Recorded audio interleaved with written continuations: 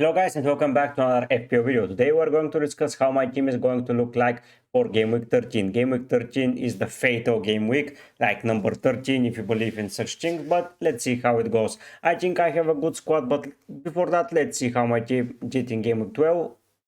Yeah, as I was preparing for UCL Fantasy and I couldn't showcase it to you, I got a healthy green arrow, like 100k places, nothing too amazing. To say the least, I thought of a scenario where my team would have been even better, but sadly before activating the wild card, I didn't think about it. I'm not going to discuss it because I'm so pissed that I missed it, but let's see how my team is doing. Sanchez missed the clean sheet at the last possible second, as those are 4-point swing. He almost saved the penalty against Leicester and it would have been even higher swing. With some bonuses, Palmer would have gotten one more point. It would have been a brilliant game for me watching Chelsea versus Leicester, but at the end of the day, 1 point for him and 2-pointer for Palmer.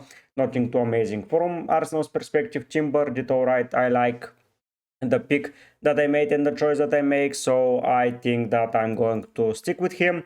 He's playing well. He had an assist in Champions League. I think he's going to be nailed for the foreseeable future. So Timber stays into the side. 8 Nuri, thankfully he didn't get a yellow card against Fulham.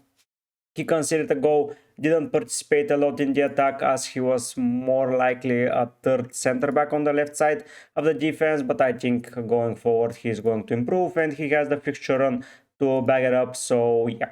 Let's see how this goes. Moving to the last defender, Konate, he conceded 2 goals, a yellow card, and now he's on 4. So I'm with 2 defenders on 4 yellow cards. That would mean that sooner rather than later, I'll have some issues with suspended players, but when they appear, I'm going to address them. The bad thing about that was that Konate was limping at the end of the game between Real Madrid and Liverpool, and that might lead to some issues and me playing home. But to be fair, let's see how the team is faring for Game Week 13 and then we're going to discuss it.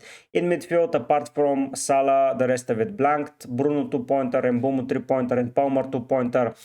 I was disappointed with the performance of all of them. To be fair, Saka was probably the only shining midfielder that you could have gone with. That's expensive and done better than them, but yeah, I believe in the midfield and I think going forward they're going to deliver some serious points, and Mohamed Salah was the highlight of the squad. 13 points with a double up, 120 points in the 12-game week. That's an average of 10 points per game. That is an absurd return. Like literally you cannot write that. 10 points per game. That is mental. He missed a penalty against Real Madrid, but I think he's going to be angry against City and you're going to see, but most probably he's going to be my captain up front. Cunha, amazing performance. Sadly, he is gaining more and more popularity and now those points won't mean that much, but still it's good to receive them. Watkins with a goal. Yeah, did alright. I was expecting that kind of return from him. Let's see if he can improve on those numbers against Chelsea, against Brentford, against Southampton. I think that those 3 games, 2 of them are at home. I think he can score some serious numbers. And Isaac, he did not play particularly well against West Ham. He had some chance missed, but at the end of the day, it is what it is. I think going forward against Palace, against Brentford, against Leicester, against Ipswich, he can deliver and I'm going to be keeping him for that run of fixtures. On the bench, Cahill, non-playing player. Ho conceded 2, so thankfully I chose 8 Nuri in front of him. Winks got a stupid injury at the start of the game, so let's see how it's going to go and when he's going to be back. Leicester has sacked their manager and now there is a rumor that Van Nistelrooy is going to become their manager, so maybe Winks doesn't play at all when he comes on. We'll have to see. Darryl Shea, 2-pointer, he conceded only 1 against United, but full 90 minutes he can cover. For the foreseeable future, I would say that the next 4 fixtures, I think they're conceding, but there is an off chance that they might keep a clean sheet. That's for Game Week 12. I did alright, 745 points, nothing too amazing, nothing to be that proud of. I think a lot of players are better than that, but I'm there, I'm steadily moving. I think my team is solidly set up. I'm missing Saka, but you cannot have them all. I prefer to have Watkins and Bruno. Maybe that was the mistake that I made, but we'll never know what will happen, what would have happened if it was the other way around.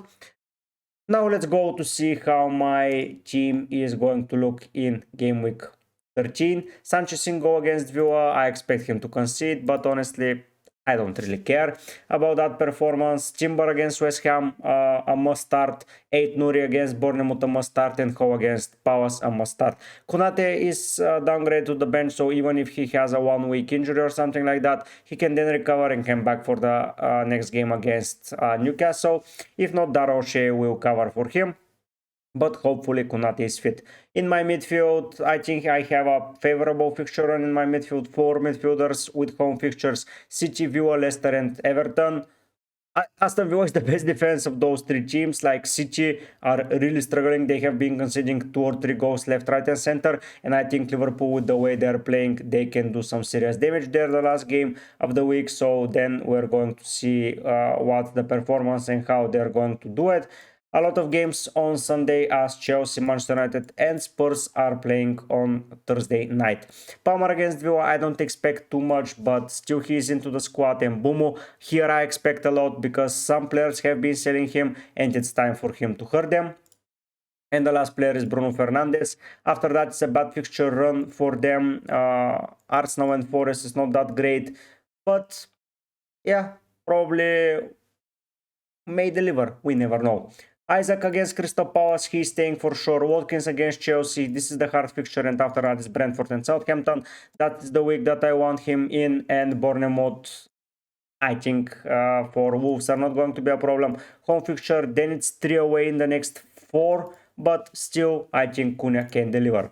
This is the squad that I will be rocking with. If Konate is injured, I'm not going to do any transfers, as you never know with players. I think that after that, if we go to fixture difficulty rating, game week 13 is 29th of November, then game week 14 is a midweek game week. So if Konate is out, it might be a serious issue. And then game week 15 is on Saturday. So basically this game week is starting pretty early. So we'll have 3 game weeks in the next 7 days. So fixtures. We have to prepare. We don't have to make any rush moves. If you have 11 starting players, it's better to hold them and to see what's going on, because after game week 15, the things turn for the worse for some of the teams. For others like Arsenal, things turn for the better.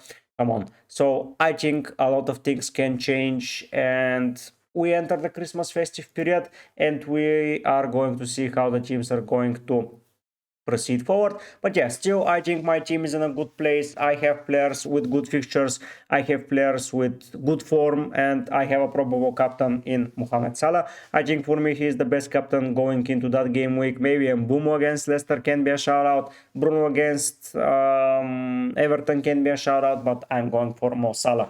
I will be trying to do a deadline stream on Friday, so be there. At least an hour. We'll have to see how much time I can spare, as I have work on Friday, but I will try my best to be there at least for an hour to talk about some things, some dilemmas, if we have some injury news, if we have them presented to us, and a lot more FPL content is going to be coming your way. Thank you for tuning in. Thank you for being part of the channel. If you're new around here, don't forget to subscribe. I believe that my content is positive and my content is helpful. If you're a fan of UCL Fantasy, you can go and drop it a follow and drop it a like. Whatever you want to do, please do it. I will be seeing you pretty soon with more content and with more streams. But for now, guys, I'll be heading out. Bye.